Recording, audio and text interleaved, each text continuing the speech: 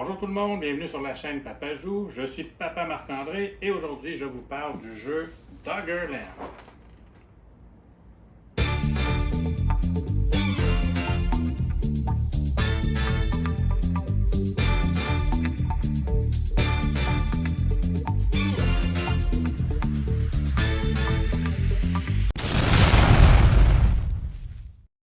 Les auteurs sont Laurent Guilbert et Jérôme Desnouchkorff, désolé pour la prononciation, et c'est illustré par Emmanuel Roudier et Yvan Villeneuve. Le jeu est publié chez Super Meeple.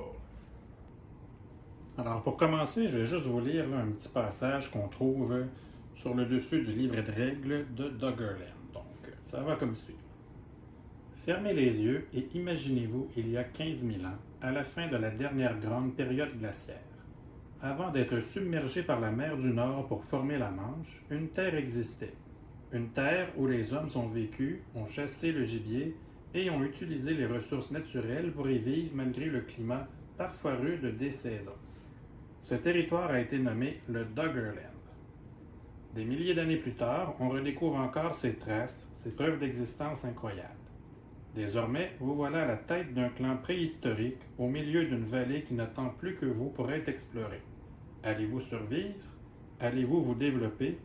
Allez-vous laisser une trace aux générations futures?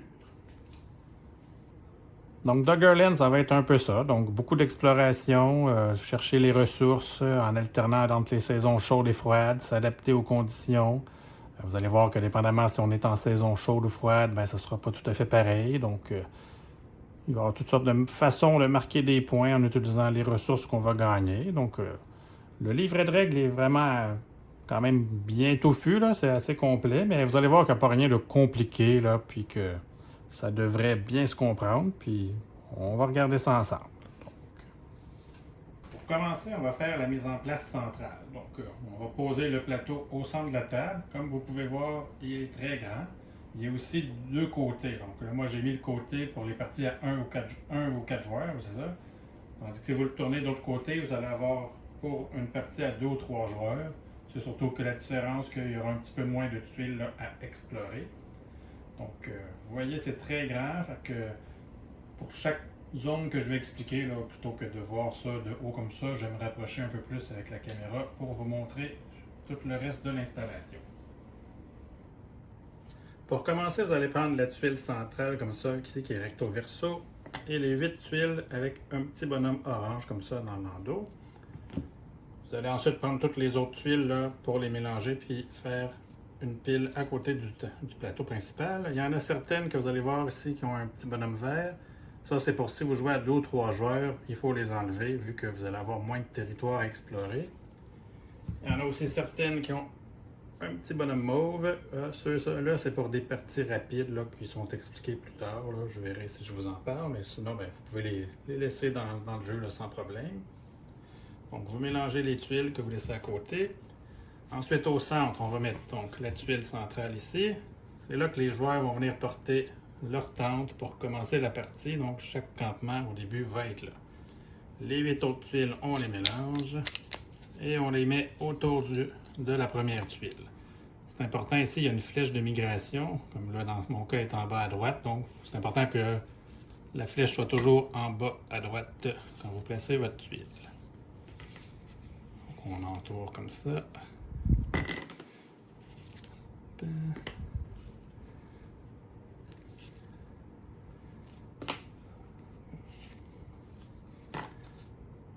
Voilà. Donc ça, c'est le départ. On va aussi venir poser un meeple cheval et un meeple reine sur la case de son emplacement. Dans le haut du plateau, on va commencer par prendre des tuiles objectifs comme ça, qu'on va mélanger. Et on va venir en tirer 4 au hasard qu'on va installer en haut ici, à droite du plateau.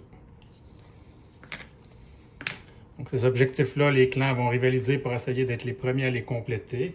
Ces différents objectifs, là, le premier qui le complète va marquer 5 points, alors qu'ensuite, ce sera 3 points. Les autres objectifs, on n'en a pas besoin, on les remet dans la boîte. Ensuite, on va prendre les tuiles fresques. Là. Dépendamment du nombre de joueurs qu'on est, on ne va pas en prendre le même nombre. Mais vous regardez là, votre nombre que vous avez besoin, vous les mélangez et on va venir les poser ici, face cachée, sur le haut du plateau à gauche. Et la première sur le bord ici, elle va être révélée comme ça. Les autres fresques, on peut les envoyer dans la boîte. On va ensuite prendre l'anneau compteur de manches ici qu'on va venir mettre en haut. La première manche, c'est le soleil, donc l'été, saison chaude. Donc à chaque manche, ça va se déplacer, là, puis ça va alterner entre froid et chaud pour 8 manches.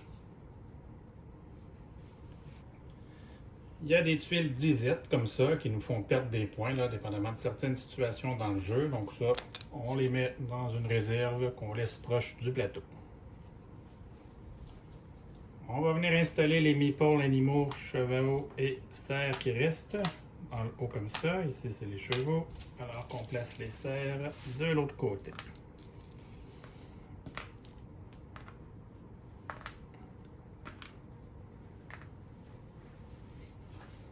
Dans le bas du plateau, vous allez venir installer les bisons. Comme ça. Et de l'autre côté, les mammouths.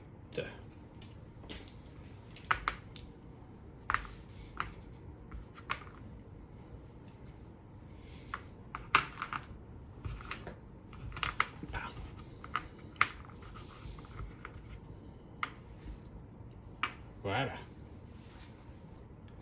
On va aussi venir installer la flèche de migration. C'est la petite flèche comme ça. Donc, chaque côté du plateau, là, il y a un espace pour mettre la flèche de migration. Vous pouvez choisir où que vous la commencez. Ça, c'est pas important. Puis elle va se déplacer là, à chaque manche en cours de route. Ça, je vais expliquer à quoi ça sert un peu plus tard. Dans le bas du plateau, ici, à gauche, vous allez prendre les tuiles artisanat comme ça. Quoi vous mélangez. Vous faites deux petites piles ici. Et vous allez en sortir une plus 1, une par nombre de joueurs, là, plus 1 que vous allez installer ici, face visible. C'est de l'artisanat que votre clan pourra essayer de compléter pendant la partie pour rapporter des points de victoire. Vous allez ensuite prendre des tuiles habitat comme ça, ils sont recto-verso. Donc, ça représente là, les habitats simples et les habitats prestigieux. Donc, vous allez venir les placer ici, là, sur les deux piles, en bas au centre du plateau. Si jamais une pile est vide, là, vous pouvez les rééquilibrer. C'est juste pour être pratique, là, mais vous pouvez les placer là, sans problème à cet endroit. Donc, voilà.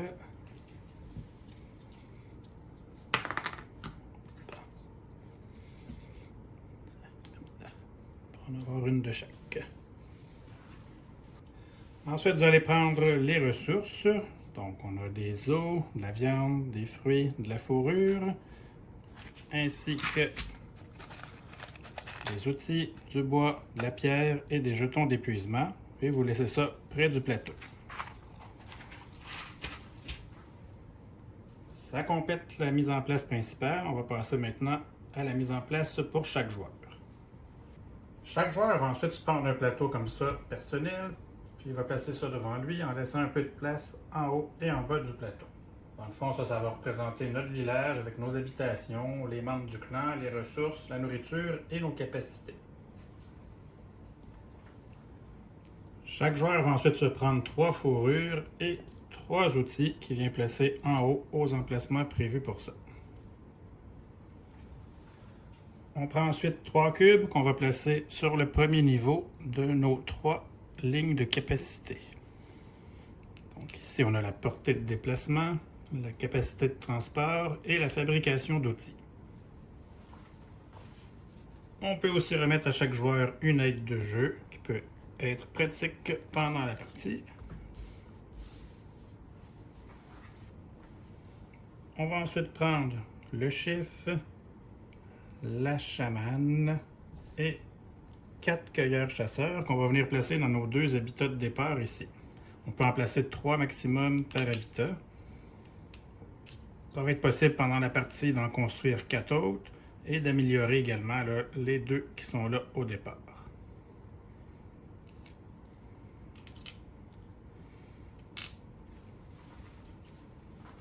On va ensuite prendre 3 fruits qu'on place dans le premier bol ici et 3 morceaux de viande qu'on vient placer dans l'autre bol à côté ici. Dépendamment du nombre de joueurs que vous êtes, le joueur 2, 3, 4 vont devoir enlever là, certaines nourritures avant de commencer la partie pour équilibrer un peu le jeu. À chaque fin de manche, la nourriture va se déplacer dans le bol vers la droite. Quand c'est rendu ici, c'est comme leur dernier niveau. Là. Après ça, ils vont être périmés, puis ils pourront plus être utilisés. Mais chaque fois qu'on gagne des fruits, ils viennent ici. Chaque fois qu'on gagne de la viande, ils viennent ici. Sauf que là, plus les manches vont avancer, ben là, il y a des fruits qui vont se déplacer, puis ben, éventuellement être plus bons. Donc, ça va être important de bien gérer sa nourriture pour ne pas faire trop de gaspillage. Ensuite, on met à côté dans une réserve nos 6 cueilleurs-chasseurs qui restent, les 3 meeples mégalithes, les 2 jetons chamanes et tous les petits cubes qui nous restent. Le dernier joueur à avoir visité une grotte ou une cave prend le jeton premier joueur qui place ici sur le 1. Dans le fond, c'est lui qui va aider à suivre là, chaque étape de chaque manche. Donc, la partie va se dérouler sur 8 manches qui vont alterner entre des saisons chaudes et des saisons froides, comme on l'a vu un peu plus tôt. Chaque manche va être divisée en 5 phases. Il va d'abord avoir la phase de programmation d'action, ensuite la révélation des tuiles terrain, en phase 3 la résolution des actions, phase 4 la migration des animaux et finalement la phase 5 c'est la fin de manche. Donc, on va repasser chacune de ces phases-là plus en détail. Dans la programmation d'action, vous allez voir qu'il y a certaines actions qui vont avoir un petit symbole de triangle comme ça à côté.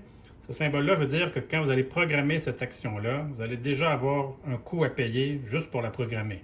Par exemple, si vous allez vouloir venir construire une habitation, en saison chaude, vous allez avoir besoin de payer un outil pour venir programmer cette action-là, tandis qu'en saison froide, vous allez avoir besoin d'outils et de fourrure, parce qu'il fait plus froid, pour réaliser la même action.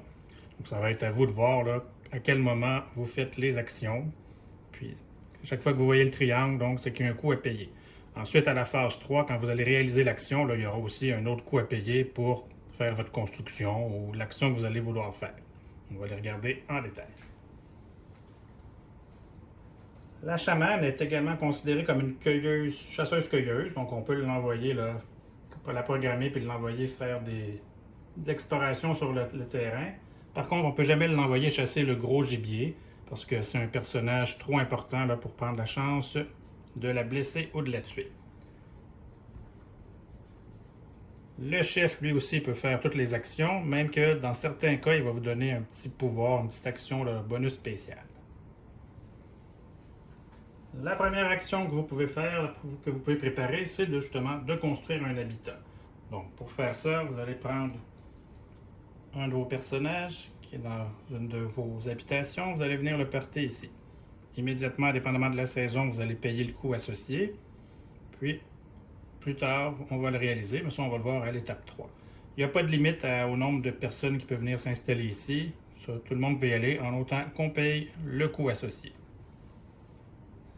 L'habitat prestigieux, lui, va pouvoir loger juste une personne, mais va donner 3 points à la fin de la partie. Tandis qu'un habitat simple, lui, va être moins confortable, mais permet d'abriter 3 personnes et il rapporte juste 1 point à la fin de la partie. Donc, quand vous en construisez, vous les placez sur votre plateau. Quand vous faites la programmation, vous n'êtes pas obligé d'avoir déjà les ressources là, ici pour la construction en main. Vous allez pouvoir résoudre vos actions tantôt, plus tard. Puis là, à ce moment-là, allez récupérer les ressources que vous avez besoin pour compléter votre construction. Si c'est le chef que vous envoyez pour faire cette action-là, son petit bonus qu'il vous donne, ça va être que vous n'aurez pas à payer le bois pour la construction que vous allez choisir. Deuxième action, ça va être de venir pouvoir construire, de créer un objet artisanal. Donc, même chose, si vous voulez faire ça, vous allez envoyer votre jeton là sur la tuile que vous voudriez faire, comme ça.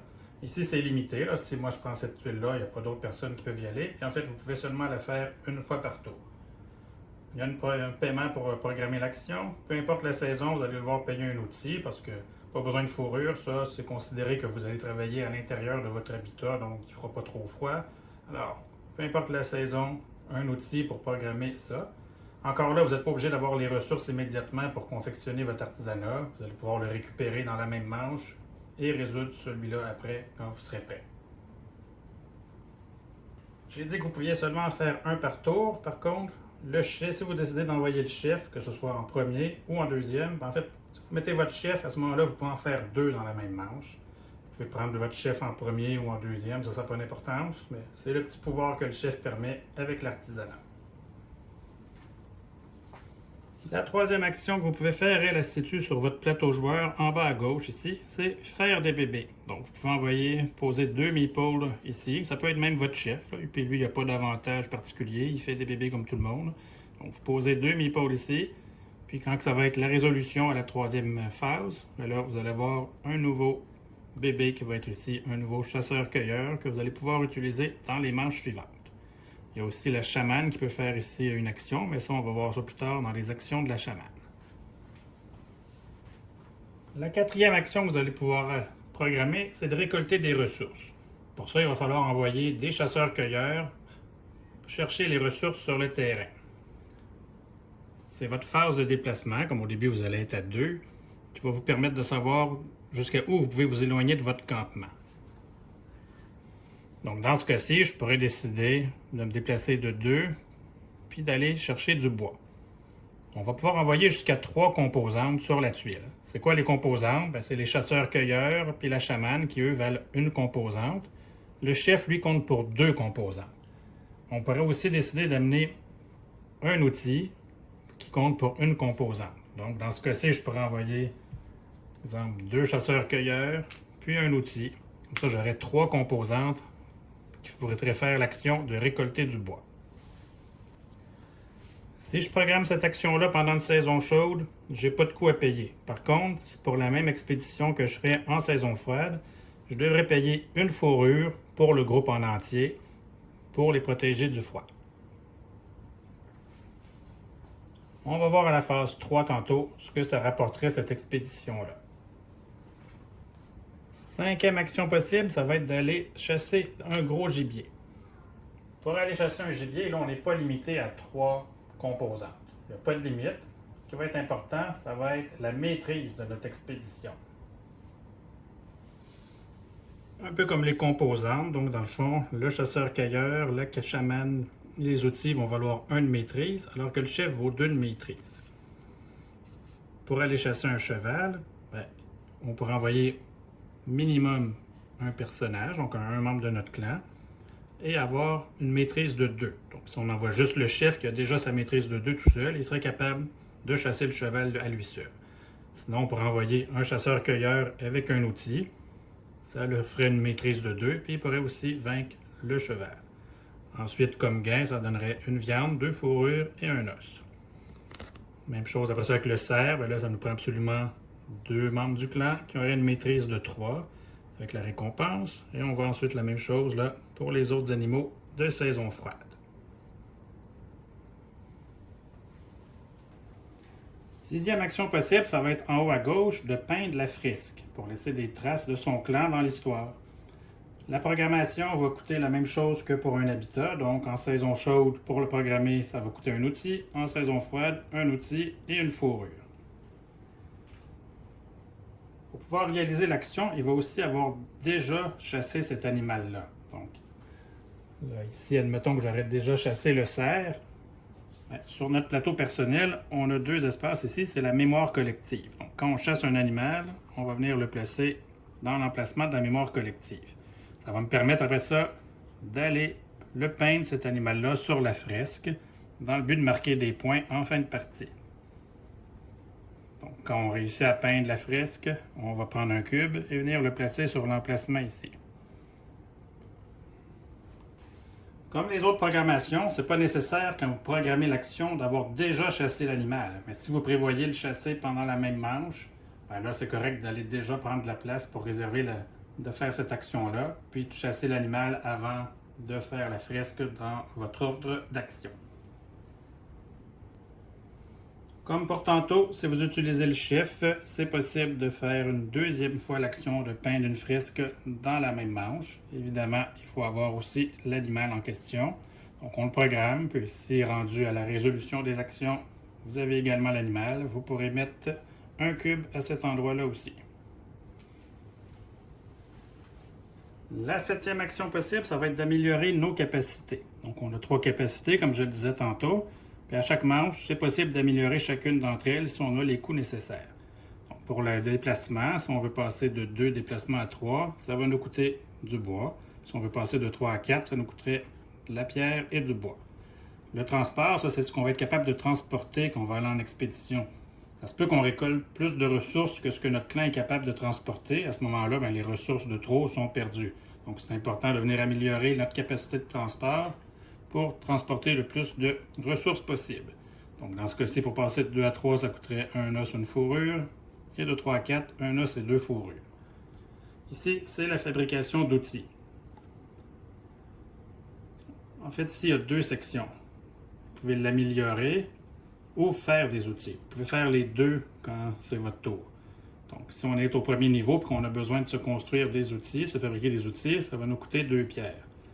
On peut s'améliorer en payant une pierre. Puis là, pour se construire 4 outils, ça va nous coûter juste un bois puis une pierre. Ou sinon, on peut s'amener au dernier niveau. Puis là, pour 5 outils, ça nous coûterait un os et une pierre. Donc ça, c'est permis de descendre et de construire dans le même tour. Finalement, comme 8e action, ça va être de pouvoir utiliser la chamane pour une des nombreuses actions qu'elle peut faire. Donc, elle a des pouvoirs magiques là, qui vont nous permettre de l'utiliser. Quand on choisit de faire une action de la chamane, on l'installe là. Il n'y a pas de coût à payer, mais à la phase de réalisation, il va falloir la récompenser avec une viande, une fourrure ou un os. Donc, on va regarder toutes les actions qu'il est possible de faire. Chaque action, on peut seulement la faire une fois par joueur. Donc, si je réalise cette action-là, je vais venir poser un cube pour dire que celle-là, je l'ai fait, puis je ne pourrai plus la faire pendant la partie.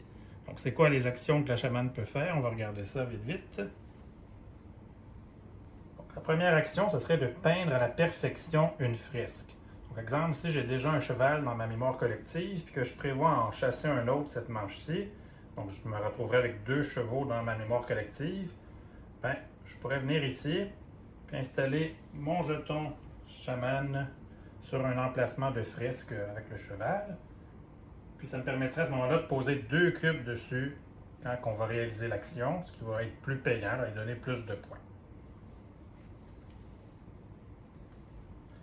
Deuxième possibilité, faire un voyage pour une expédition lointaine. À la phase de réalisation, je vais vous expliquer un peu mieux ce que ça fait. Troisième action, c'est sur le côté ici, ça va être de construire un mégalithe, soit un menhir, un alignement ou un dolmen. Ça aussi, on y revient à la réalisation sur ce que ça fait. Une autre action possible de la chamane, c'est de devenir le premier joueur. Donc, on prend le jeton premier joueur du joueur qui l'avait, ou si on l'avait, on le conserve là, pour la prochaine manche, on ne le changera pas. Ça nous permet également de déplacer notre village avant les autres. 5e action possible ici, ça va être de commercer avec un clan lointain pour échanger des ressources. Et finalement, ici, ça va être d'invoquer une naissance de jumeaux. Donc pour cette action-là, on va poser la chamane et un chasseur-cueilleur ou le chef à côté pour nous faire la naissance de jumeaux. Donc c'est ça qu'on avait vu sur le plateau joueur tantôt là, quand on parlait des bébés. Donc ça fait le tour des 8 actions possibles qu'on peut programmer à notre tour. Donc on programme ça, là, chacun à notre tour, jusqu'à temps que tout le monde ait programmé tout ce qu'il voulait faire. La deuxième phase d'une manche, ça va être de révéler des tuiles terrain. Donc, après que les joueurs aient tout programmé leur action, il va y avoir des membres de clan un peu partout sur le terrain. Donc, orthogonalement à chaque tuile qui a des membres de clan, qui auraient des tentes ou des mégalithes là, plus tard dans la partie, on va venir révéler des tuiles terrain. Donc, dans ce cas-ci, j'en mettrai ici, en n'oubliant pas de toujours garder la flèche en bas à droite. J'en mettrai un ici. Et j'en mettrai un autre ici. Évidemment, plus on est de joueurs, plus il va y avoir du monde sur le terrain, puis ça va révéler de plus en plus de tuiles là, à chaque manche. Pour la deuxième phase, c'est pas plus compliqué que ça, donc on révèle les tuiles terrain. On passe à la troisième phase. À la phase 3, on va résoudre nos actions. Cette phase-là peut être réalisée en même temps par tous les joueurs, en autant qu'il n'y a pas d'incidence sur un autre joueur qu'on le fait. Il faut résoudre l'action au complet avant de passer à une autre, mais on peut les faire dans l'ordre de notre choix. Donc, en premier, si on avait décidé de faire l'action de construire un habitat, bien là, on va payer le coût pour l'habitat qu'on veut, puis on va aller l'ajouter sur notre plateau, soit pour recouvrir un des deux du départ ou sur un des 4 emplacements libres. On peut construire immédiatement un prestigieux, là, on n'est pas obligé de construire d'abord un simple avant de mettre le prestigieux par-dessus. Ça va être important d'avoir l'espace nécessaire dans nos habitats pour pouvoir loger tout notre monde, sinon on va avoir des pénalités. Ensuite, si on avait programmé la création d'un objet d'artisanat, on va payer les ressources de l'artisanat en question, on va placer la tuile sous notre plateau à l'emplacement qui est prévu pour ça. Si rendu là, finalement, ça ne nous tentait plus ou on n'a pas les ressources pour le faire, l'action est tout simplement perdue. Si vous avez choisi l'action de faire un bébé, vous allez placer un nouveau chasseur-cueilleur ici et les deux qui ont fait le bébé vont retourner dans votre habitat. Le bébé, lui, n'aura pas à être nourri à la fin de cette manche-là. Donc, c'est correct, mais il va falloir le loger là, éventuellement et le nourrir les manches suivantes. Donc, plus vous allez avoir de monde dans votre clan, plus vous allez pouvoir faire d'actions, mais ça va être important de toujours pouvoir les nourrir. Ensuite, vous allez pouvoir faire récolter vos ressources. Donc, si vous avez programmé des récoltes, ici, dans ce cas-ci, j'avais donc 3 composantes, fois une ressource de bois, ça me rapportait donc 3 bois. Chaque membre de mon clan pouvant en transporter 2, donc je serais correct pour amener tout le bois que j'avais été chercher. Dans le cas où j'aurais pas assez de capacité là, pour transporter tout ce que j'ai obtenu, on va simplement en laisser là, mais ça va être perdu. Les symboles de petits gibiers comme ça, eux, vous rapportent une viande et une fourrure par membre de clan. Même chose avec les coquillages, eux, ça va vous rapporter un fruit et un os. Les membres du clan ensuite retournent au campement et l'outil est défaussé. Et ça va être important d'épuiser la tuile. Donc, ici, on va venir bloquer et ce ne sera plus possible de prendre le bois dans cette zone. Si on joue à plusieurs joueurs, là, on va venir ici mettre un jeton d'épuisement, ce qui va rappeler qu'il reste juste une chance d'aller prendre du bois à cette tuile-là. Un coup qu'on va y retourner une deuxième fois, là, le bois va être bloqué. Donc, ça va être là l'intérêt de déplacer notre campement en cours de partie parce que les ressources vont s'épuiser et ça va être important de se déplacer. Ensuite, si on avait réalisé l'action d'aller chasser un gros gibier, on regarde le tableau pour être sûr qu'on avait ce qu'il faut. On gagne la récompense. Et évidemment, là aussi, c'est du transport. Là. Donc, si j'avais juste envoyé 2 membres et que j'avais gagné ça ici, là, 6 ressources, mettons 2 viandes, 3 fourrures, un os, mais qu'en fait, j'avais juste 2 personnes qui peuvent transporter chacun 2 ressources, je serais obligé de choisir 2 ressources que je ne transporte pas et que je perdrais à ce moment-là. Donc, on résout ça et on ajoute l'animal à notre mémoire collective. Chasser un gros gibier, ça épuise pas la tuile. Le gibier va réapparaître quand ça va être une saison chaude qui va revenir. Donc, ça, c'est toujours possible d'y aller quand il y a un animal dessus. Si vous aviez programmé l'action d'aller peindre la fresque et que vous avez vraiment l'animal dans votre mémoire collective, vous récupérez votre chasseur-cueilleur ou en tout cas votre membre de clan, vous l'envoyez dans votre campement et vous mettez votre cube de couleur à l'emplacement. Si vous aviez programmé d'améliorer vos capacités, vous payez le coût et vous descendez votre cube pour améliorer votre capacité. Donc dans ce cas-ci, je pourrais maintenant me déplacer là, à 3 cases de plus loin que ma tente.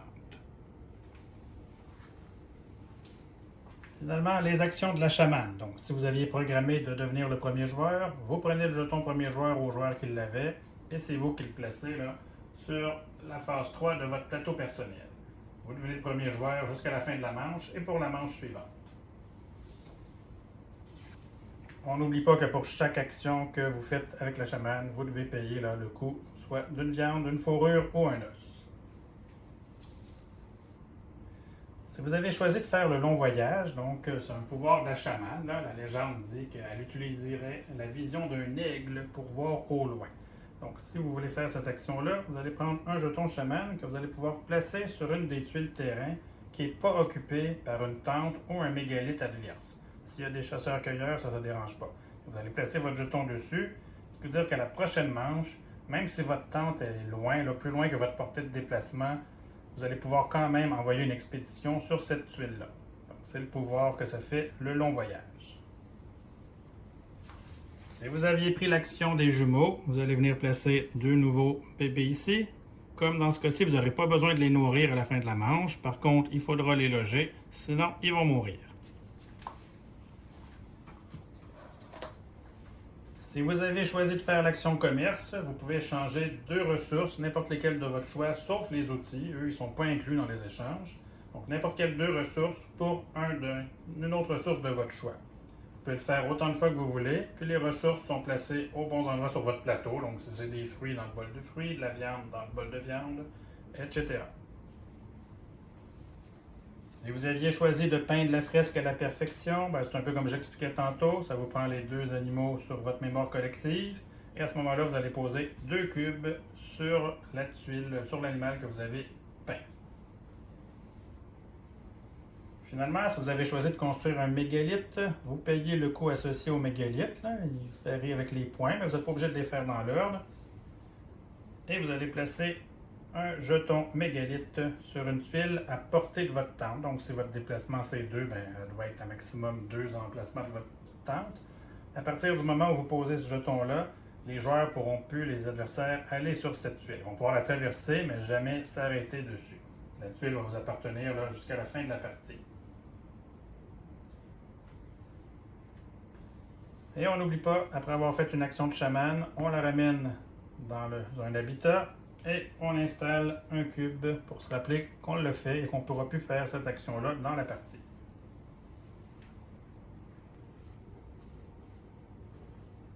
On arrive à la phase 4, donc c'est la migration des animaux. S'il reste des animaux qui n'ont pas été chassés pendant la manche, ils vont migrer. C'est à ça que sert la flèche ici de migration pour déterminer qui on va déplacer en premier. Les reines et les chevaux vont se déplacer de 2 cases, tandis que les bisons et les mammouths, eux, vont se déplacer d'une seule case. Donc là, ma flèche ici m'indique qu'on va commencer du bas vers le haut. Et là, j'ai égalité. J'ai déjà deux animaux ici qui sont sur la même ligne. Alors, on regarde la petite flèche qui, elle, dit on va partir de gauche vers la droite. Donc, c'est ici mon cheval que je vais déplacer en premier. Il se déplace, on regarde la flèche ici en bas à droite pour nous indiquer vers où l'animal se déplace. Dans ce cas-ci, il va se déplacer vers la gauche. Quand il n'y a pas de tuile, on fait juste passer jusqu'à l'autre côté. Donc, 1, 2, le cheval se retrouverait ici. Le cerf, lui, il se déplace vers le bas de 2 cases. Il n'y a pas de tuile ici, donc on repart en haut. 1, 2, il va être rendu ici. C'est comme ça, on fait ça avec tous les animaux en suivant l'ordre. Puis après ça, on déplace la flèche de l'autre côté pour la manche suivante. Même chose, si un animal croise un autre animal, ça ne dérange pas, il peut passer par-dessus, mais s'il finit sa case, puis il y a déjà un animal à l'endroit où il finit, il continue une case de plus dans la même direction. On arrive finalement à la 5e phase, la fin de la manche. Premièrement, on va nourrir le clan, sauf les nouveaux-nés. Donc pour ça, on utilise la viande et les fruits. La viande permet de nourrir 2 membres, alors que les fruits permettent d'en nourrir une seule. Chaque membre qui n'aura pas été nourri, on va se prendre une tuile de disette de moins 2 points. Donc, moins on est capable de nourrir, plus ça va nous pénaliser en fin de partie. Après ça, s'il reste de la nourriture dans nos plats, on les déplace vers la droite. Et si ça tombe à l'extérieur, c'est rendu avarié, on ne peut plus l'utiliser, c'est de la nourriture perdue. Ensuite, on va vérifier les objectifs communs qui sont en haut à droite du plateau, voir si certains objectifs ont été réalisés par les joueurs. Si oui, ils vont installer leur cube à l'emplacement qui est encore disponible. S'il y a 2 joueurs qui ont réalisé l'objectif dans la même manche, ils peuvent empiler leur cube sur le premier emplacement. Même chose, s'il y a 2 joueurs ou plus qui le réalisent en deuxième, ils peuvent les empiler. Par contre, si les deux sont remplis et que vous, à la cinquième manche, vous le complétez, ben c'est tant pis, vous ne pouvez pas le réaliser. Ensuite, on avance le jeton manche sur la prochaine saison. Ensuite, on va ajouter les animaux. Donc là, exemple, on vient de passer une saison froide. Si j'avais ici cette tuile-là qui avait été déjà placée, ben, j'ai le symbole de la saison froide. Donc, il y a un animal qui apparaîtrait ici, comme ça. S'il y avait déjà eu un animal, ben là, on n'en apparaît pas un deuxième. On fait ça pour les animaux de la saison actuelle. Et en même temps qu'on avait déplacé ici, on peut tourner une deuxième fresque. Donc à chaque manche, il va y avoir de plus en plus de fresques qui vont être possibles à peinturer. On complète ensuite les tuiles artisanat. Donc s'il y a des tuiles qui avaient été réalisées pendant la manche, on va simplement en ajouter des nouvelles.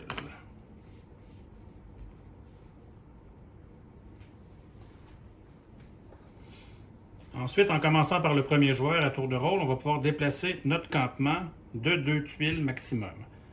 Donc, c'est le premier joueur qui commence. Je pourrais décider de me déplacer vers ici en bas.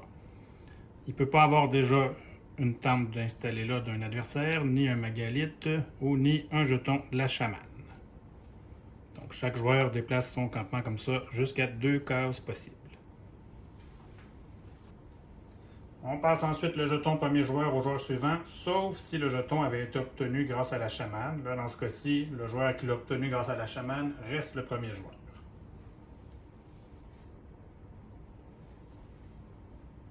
On continue comme ça, donc, pendant 8 manches, en ajoutant des tuiles, en explorant, en construisant, puis on continue comme ça là, pendant les 8 manches pour arriver à la fin de la partie après ça.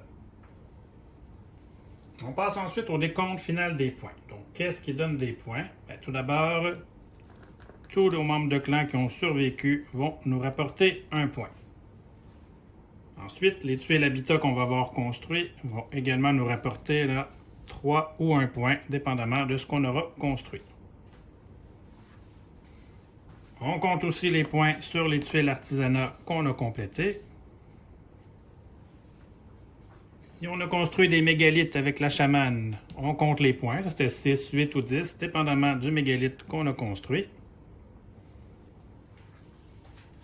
Si on a complété des objectifs communs, on marque nos points 5 ou 3, dépendamment de ce qu'on a réussi à compléter comme objectif.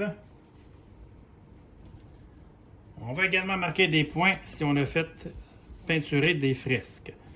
Donc, si on avait des cubes, ça va nous rapporter des points. Donc, c'est 1 point par cheval, 2 points par reine, 3 points par bison et 4 points par mammouth. Si on avait fait l'action avec la chamane et qu'on avait 2 cubes sur un même animal, ben les points à ce moment-là vont être doublés. Il y aura aussi des points attribués par majorité sur chaque ligne. Donc, si moi j'avais complété ici 2, puis que s'il y avait, mettons, le rouge qui aurait complété celle-là, pour la ligne du milieu, je marquais 4 points. Et le rouge, 2 points si on avait complété un. S'il n'y a pas d'autres joueurs, ben là, il n'y a pas de points. Donc, on fait ça avec chaque ligne. Donc, celui qui en a fait le plus sur la ligne du haut a marqué 4 points. Le deuxième en marque 2. Même chose pour la ligne du centre, même chose pour la ligne du bas. En cas d'égalité, là, s'il y en a 2 qui ont fait le même nombre pour la première place, ben, on prend chacun 4 points. Même chose pour la deuxième place. On va ensuite soustraire les points des tuiles disettes qu'on a obtenues pendant la partie, là, soit en prenant pour... quand on ne pouvait pas payer la fourrure ou les outils là, pour réaliser certaines actions, pour payer le coût d'activation, ou si on n'a pas été capable de nourrir tout le monde de notre clan. Le joueur qui a accumulé le plus de points est le gagnant. Son clan va laisser une trace de son existence pour les milliers d'années à venir. En cas d'égalité, c'est le joueur qui a le plus de ressources et d'outils qui l'emporte. S'il y a encore égalité, ce serait le joueur avec le moins de disettes qui l'emporte.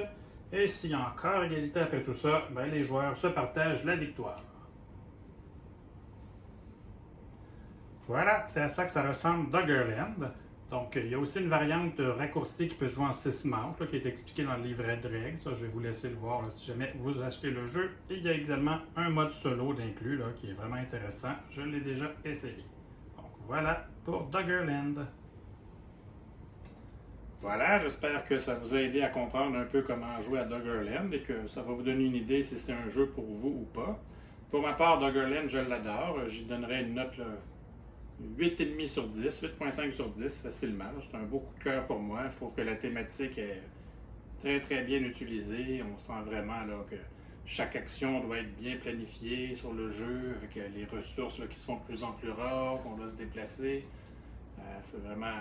Faut penser bien chacun de ses coups. Puis sinon, ben, l'interaction avec les autres, bon, on ne peut pas vraiment aller embêter directement un joueur, mais quand on, au début de la partie, surtout quand la carte n'est pas très très explorée et qu'on est tous dans le même coin, là, faut essayer de voir là, ok, ben je vais aller prendre les fruits qui sont là ou aller chasser des animaux avant que l'autre y aille. Puis c'est un peu le genre d'interaction qu'on peut retrouver là, avec une certaine course là, pour aller compléter les objets ou des trucs comme ça. Donc vraiment, vraiment très belle thématique. Moi j'aime ça, ça. On est vraiment pris dans le jeu quand on embarque là-dedans. Puis personnellement, moi je vous le recommande. Là, si vous hésitiez après avoir vu la vidéo, là, moi je vous le recommande vraiment. Donc voilà, c'est tout pour Doggerland. Moi je vous remercie de m'avoir écouté. Vous pouvez me suivre sur Instagram, Facebook ou même vous abonner à ma chaîne YouTube. Ça me ferait super plaisir. Puis écrivez-moi dans les commentaires là, si vous l'aviez peut-être déjà essayé ou si c'est un jeu que vous aviez sur votre liste de souhaits peut-être. Donc merci beaucoup et à la prochaine.